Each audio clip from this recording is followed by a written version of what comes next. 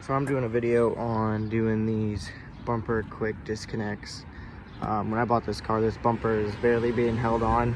Now obviously I can fix everything inside the fender and the clips and everything, but this is, you know, a permanent / temporary fix right now. But I thought it looked cool. It's an acquired taste. Not everybody likes it, but it fits this car. And I'm going to show you how to put in these when your car is so low to the ground that if you hit bumps and stuff, it'll throw your bumper off. So, and I got to fix a camber on this. It's rubbing in here, so I've got to fix that. But let's get into it. Sorry about the cars in the background, but as you can see, this is not ideal. So, first things first is you got to get the parts, so we're going to start measuring stuff. Alright, so first thing is mask it off for protection of the paint, and as well as when you do drill to prevent chipping and scuffing. And in case the drill bit walks a little bit, you can help save it. But you want to measure how far apart you want these. You don't want it too far to where you can't get the rubber around onto the grommets or whatever you want to call them.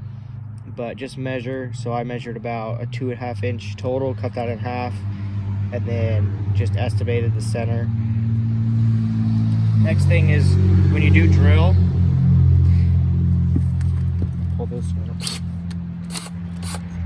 You're going to want to use a smaller drill bit first as a pilot before you start going bigger in size. So I used a total of 3 different drill bit sizes because I did not, you know, you only have one shot at this unless you have a whole new fender laying around. So what I'm going to do is I'm going to take this as a 1/8 drill bit. Just make sure you get good pressure.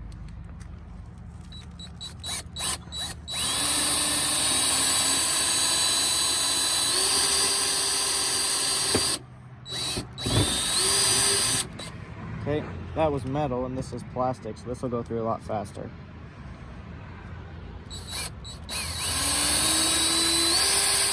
Alright, so we're going to go up in a drill bit size. Next to this one.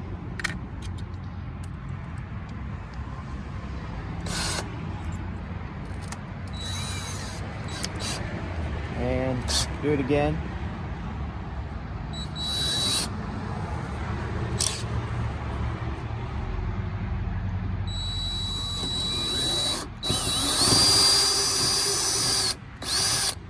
Same for this side.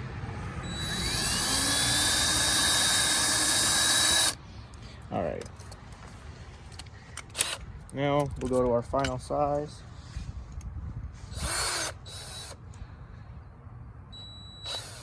And we'll double check. What you want to do is get your hardware.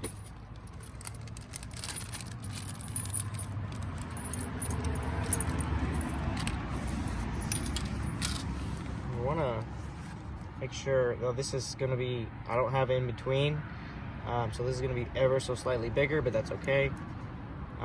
But make sure they line up in about the same size as the drill bit for your hardware. You don't want to go too, you know, if you go small, it won't go in. If you go too big, it's going to make the hole bigger over time with vibrations, and it's just going to wall her out. It's not going to look right. So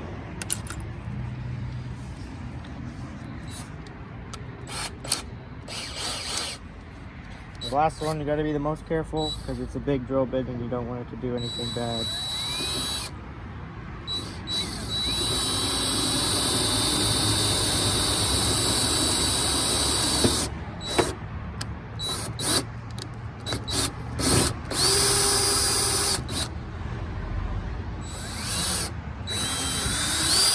All right, now that we're done drilling, we're going to take our tape away.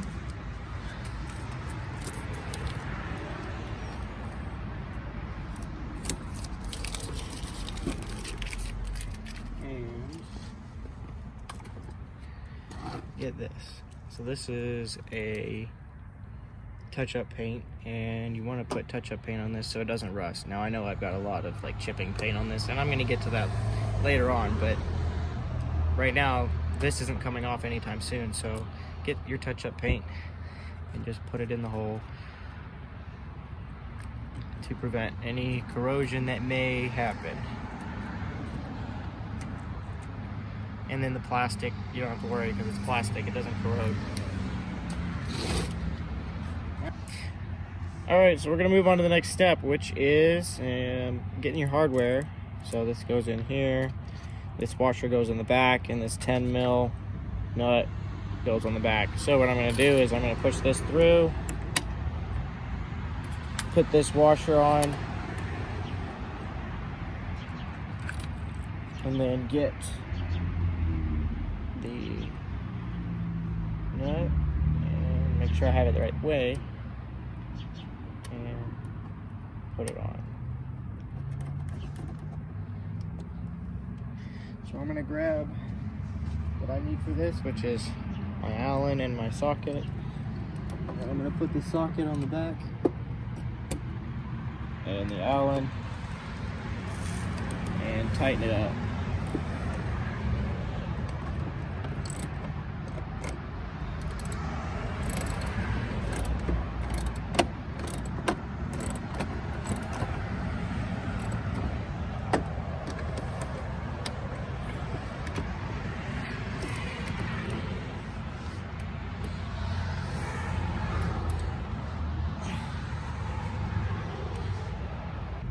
And now I'm going to do the same thing for the other side.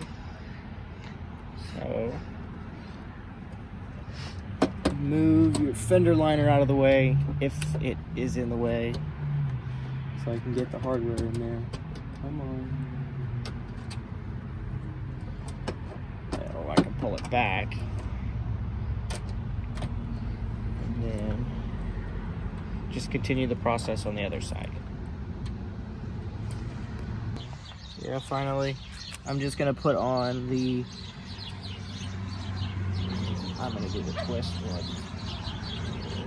There you go. And you can make it look nicer, but that's bumper quick disconnect.